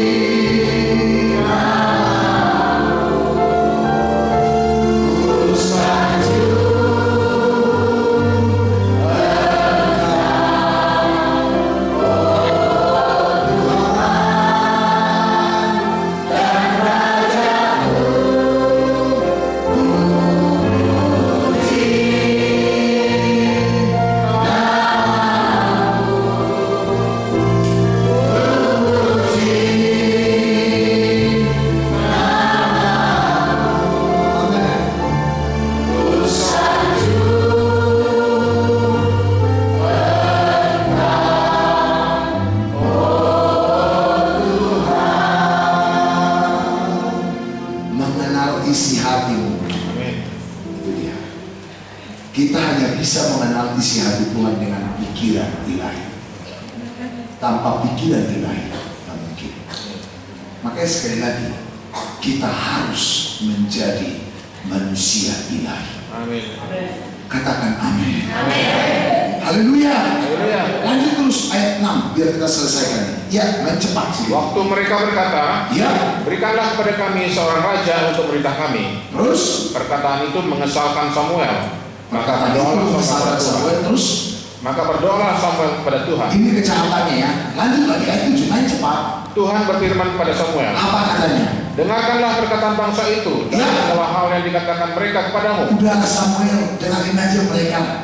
Udah dengar dengan semua apa yang mereka katakan padamu. Terus Sebab bukan engkau yang mereka tolak, bukan engkau yang mereka tolak Samuel. Terus tetapi akulah yang mereka tolak.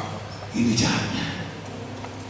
Jadi dengan meminta raja, mereka nggak ngerti kalau itu bisa membuat mereka jauh dari Tuhan. Saya mau katakan, jangan minta apapun yang membuatmu bisa jauh dari Tuhan. Amin. Itu bisa kejahatan. Iya. Haleluya. Termasuk pekerjaan, kalau itu membuatmu jauh dari Tuhan, tinggalkan. Termasuk pacaran.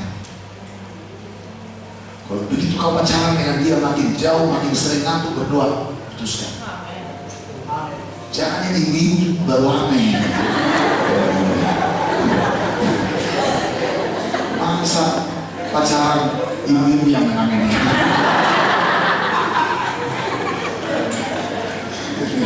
Haleluya. Apapun jangan pernah kau izinkan itu membuat kita makin jauh dari Tuhan. Amin. Main game boleh nggak? Boleh, asal jangan itu mengganggu ibadahmu, mengganggu doamu, mengganggu penyembahanmu. Jangan sampai kau menyembah, ku puji level 1. Aduh, haleluya level 2. Tadi harusnya begini ku buat itu biar bisa masuk level 5. Ku puji namamu, terbayang budaya, aduh nggak masuk. Belajar harus, tapi jangan belajar membuatmu semakin lengkap dari Tuhan. Kehadiran raja, karena Tuhan nggak mau kalau raja nanti itu udah sifatnya turun-temurun. Jadi Tuhan mau pakai pemimpin orang Israel itu nabi-nabi yang Tuhan angkat.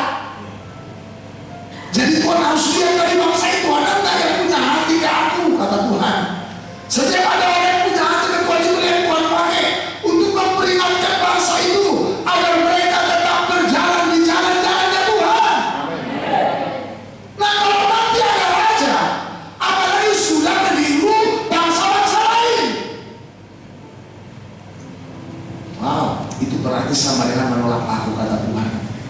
Itu jahatnya. Walaupun kelihatannya apa yang mereka minta sangat baik untuk mereka. Sampai sini mengerti? Sampai sini mengerti? Lanjut lagi terus ayat 8. Tepat seperti yang dilakukan mereka kepadaku sejak hari aku menuntut mereka keluar dari Mesir sampai hari ini, Ya, yakni meninggalkan daku. meninggalkan daku, kata Tuhan. Aduh, ini pakai daku nih. Kalau sudah daku itu udah dalam itu. Haleluya. Terus Dan beribadah kepada Allah lain. beribadah pada Allah lain. Terus Demikianlah juga dilakukan mereka kepadamu. juga mereka masih lakukan kepadamu, Samuel. Itulah yang mereka lakukan dari dulu hingga sekarang. Terus ayat 9. Oleh sebab itu, dengarkanlah permintaan mereka. Iya. Hanya peringatkanlah mereka dengan sungguh-sungguh Terus dan beritahukanlah kepada mereka apa Ya. yang menjadi hak raja Terus. yang akan memerintah mereka. ya, terus Dan Samuel menyampaikan segala firman Tuhan kepada bangsa itu yang meminta seorang raja kepadanya. aha, udah tahu jelas sekarang kan? Sudah makin jelas kan apa yang membuat permintaan raja itu jahat di mata Tuhan. Amin. Amin. Karena itu membuat mereka bukan semakin dekat dengan Tuhan, tapi semakin Jauh. hati-hati. Haleluya. Haleluya. Tuhan, berikan aku cucu. Amin. Kalau cucu itu membuatmu makin dekat dengan Tuhan. Jangan begitu ada cucu nggak sempat lagi beribadah. Haleluya. Tuhan, berikan aku perusahaan. Amin. Asal perusahaan itu membuatmu semakin giat mengerjakan pekerjaan Tuhan. Jangan kau begitu punya itu, gak ada waktu untuk berdoa. Bahaya. Makanya hati-hati. Makanya saya mau sarankan, saudara lebih banyak berdoa berbahasa roh daripada bahasa kalbu. Kenapa? Kita bisa terjebak. Kalau kita berdoa dengan pikiran, kita bisa masuk pikiran manusia dalam doa kita. Kita pikir itu baik kepada kita, makanya banyak doa nggak dijawab Tuhan. Kenapa? Tuhan tahu justru itu akan membuat orang ini makin jauh dari aku. Kalau aku jawab ini doanya, ini akan mencelakakan orang ini. Justru dia jadi antikris nanti, kata Tuhan. Sampai sini nangkap. Makanya tidak seorang pun yang tahu berdoa, kata Roma pasal 8. Tetapi Roh Kudus mengajar kita berdoa. Amin. Keluhan yang tidak terucap. Amin. Katakan haleluya. Haleluya. Oke, sekarang kita lihat kelakuan raja yang mereka pilih. Masuk kita ke 1 Samuel pasal 13. Main cepat, main cepat. Haleluya. 1 Samuel pasal 13 ayat 8. Main cepat. Ia menunggu 7 hari lamanya sampai Ya. waktu yang ditentukan Samuel. Ia menunggu 7 hari lamanya sampai waktu yang ditentukan Samuel. Ini antara perjanjian Samuel dengan Saul, raja yang dipilih oleh orang Israel, yang membuat hati Tuhan pilu dan disakiti dan menambah dosa dan kejahatan mereka. Terus, Tetapi ketika Samuel tidak datang ke Gilgal, ya terus mulailah rakyat itu berserak-serak meninggalkan dia. ayat 9 lain cepat terus. Sebab itu Saul berkata, bawalah kepadaku korban bakaran dan korban keselamatan itu. Ya, Lalu ia mempersembahkan korban bakaran. terus ayat 10. Baru saja ia habis mengerjakan korban bakaran, maka tampaklah Samuel datang. Aha. Saul pergi menyongsongnya untuk memberi salam kepadanya. Terus ayat 11. Tetapi kata Samuel, apa yang telah kau perbuat? Jawab Saul, karena aku melihat rakyat itu berserak-serak meninggalkan aku, Ya, dan engkau tidak datang pada waktu yang telah ditentukan. engkau tidak datang. Padahal tadi Samuel datang setelah Saul selesai mempersembahkan korban. Berarti andai kata Saul bersabar sebentar lagi, Samuel tepat pada waktunya datang persembahan korban. Betul nggak? Orang waktunya cuma sedikit kok. Andai kata Samuel bersabar belum terlambat, dan Samuel datang pas di jam akhir, dan Samuel sudah berkirakan dan ini atas tuntunan Tuhan, di jam akhir itu belum terlambat untuk persembahan korban. Lalu akhirnya apa? Saul langsung berinisiatif mempersembahkan korban pada Tuhan, padahal korban itu tidak boleh dipersembahkan oleh dia, hanya boleh dibuat oleh dilakukan persembahan oleh Samuel. Terus apa yang terjadi? Tetapi Samuel ayat 11 main cepat Pak. Tetapi kata Samuel, Ya. apa yang telah kau perbuat? Terus Jawab Saul, jawab Saul. karena aku melihat rakyat itu berserak-serak meninggalkan Ya. aku, dan engkau tidak datang pada waktu yang telah ditentukan. Terus? Padahal orang Filistin telah berkumpul di Mikmas. Musuh datang menyerang. Terus ayat 3 terus lagi. Maka pikirku, Perhatikan. Maka apaku? Maka apaku? Pikirku. Oleh pikiran manusia yang bermain. Ketika terjepit, Ketika sedang dalam kesesatan, ketika dalam tekanan, seringkali tanpa kita sadari, pikiran daging dan manusia kita mulai jalan. Ketika penyakit nggak kunjung sembuh, tadinya kita percaya hanya Yesus penyembuh, tapi tiba-tiba tetangga datang, ada di sana orang pintar. Lalu kita pikir, nggak ada salahnya mencoba, siapa tahu. Lalu begitu nggak sembuh lagi, terus melayani hamba Tuhan, pernah ke dukun? Ya boleh terjepitnya mang. Nah, biasanya pikiran daging kita muncul pada saat kita terjepit. Terjepit, belum dapat jodoh, hati-hati pikiran daging. Haleluya. Haleluya. Terjepit dalam hal keuangan, hati-hati. Sabarlah menunggu sampai Tuhan memberi mujizat. Justru kita harus bilang, Tuhan, kalau kau nggak beri mujizat dan kau izinkan aku mati konyol di sini, jadilah kehendak. Karena aku tidak akan menghalalkan yang haram hanya karena Tuhan belum tolong aku. Kalau Tuhan belum tolong aku, ku tetap di sini. Dan kalau kau izinkan aku mati di sini, karena tidak ada jalan keluar kecuali jalan haram. Kalau aku mau. Dan yang kedua, mujizat. Kalau nggak cara haram, mujizat. Tuhan, saya tunggu mujizat. Lupakan yang haram. Tunggu saja bersabar, tepat waktunya. Tuhan tidak pernah terlambat, pun tidak pernah terlalu cepat. Amin. Tepat pada waktunya. Saya udah ngalami, jadi saya nggak hanya asal khotbah, saya ngalami. Saya berulang-ulang alami pertolongan Tuhan. Pertolonganmu begitu ajaib, kau telah mengingat hatiku. Di saat aku tak sanggup lagi, di situ tanganmu bekerja.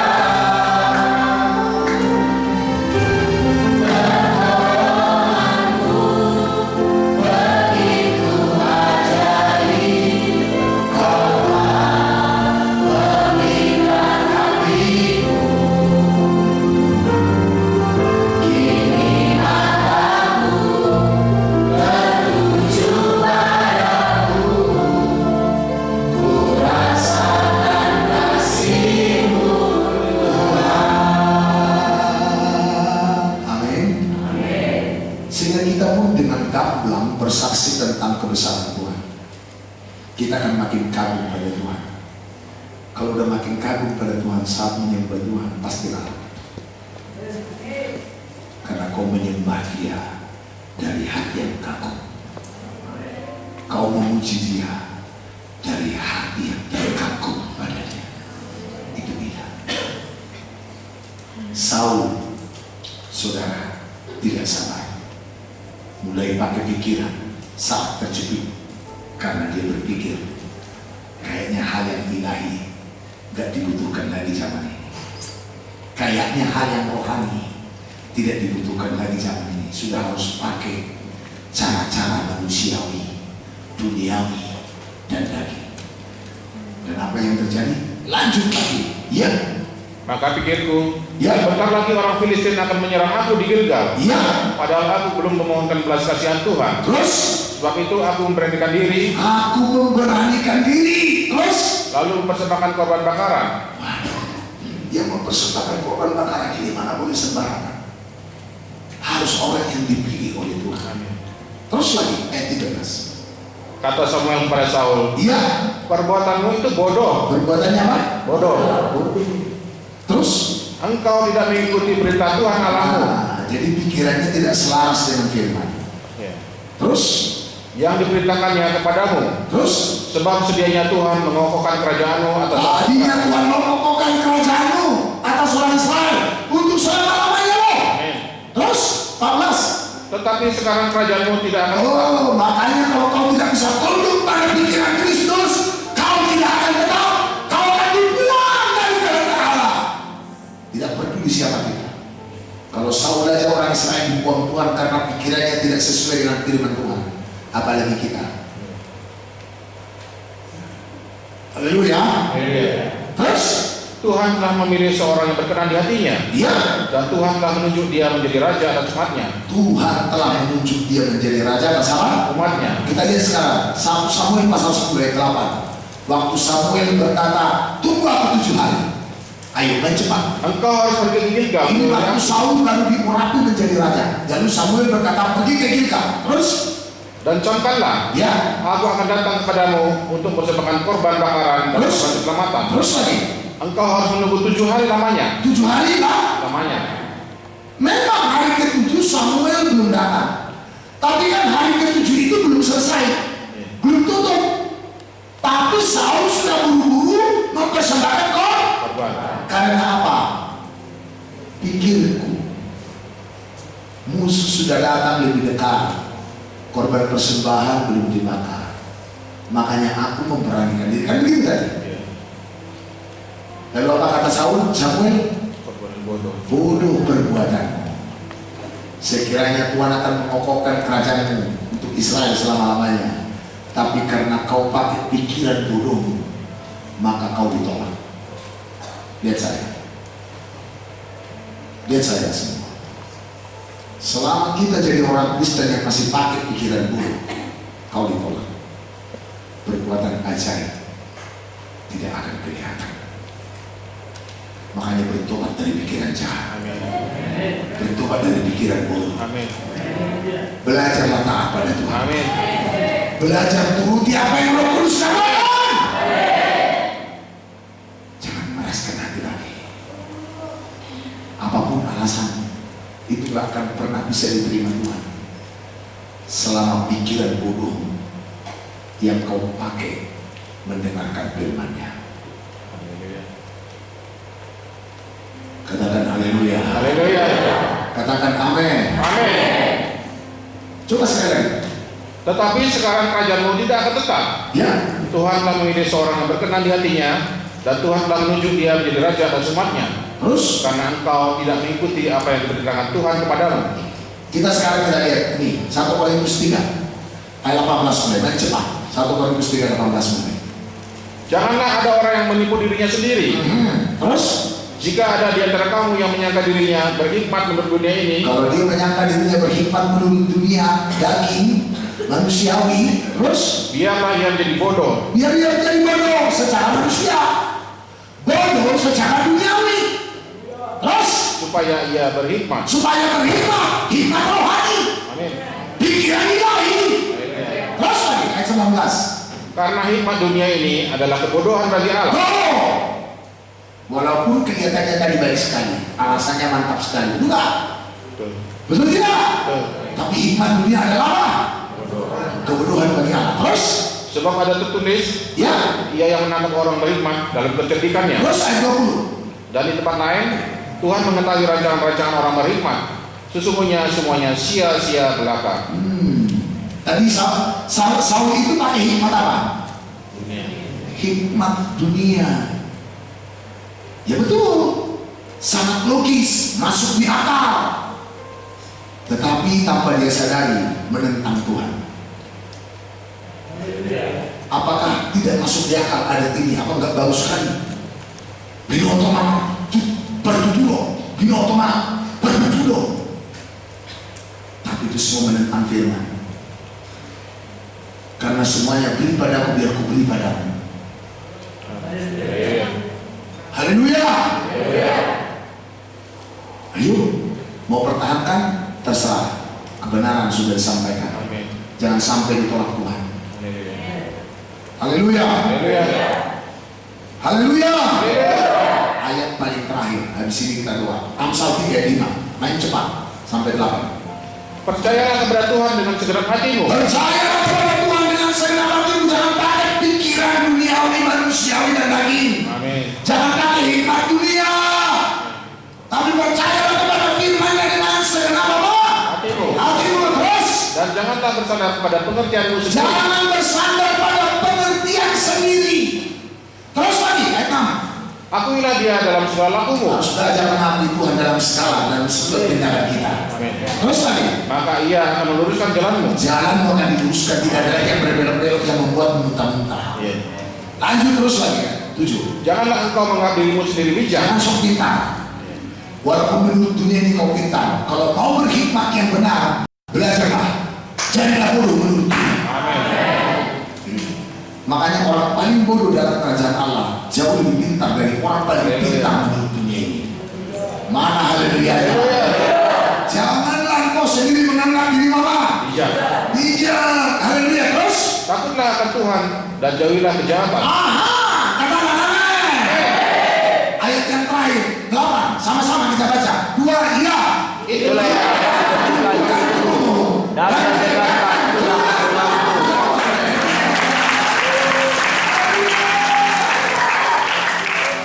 Amin.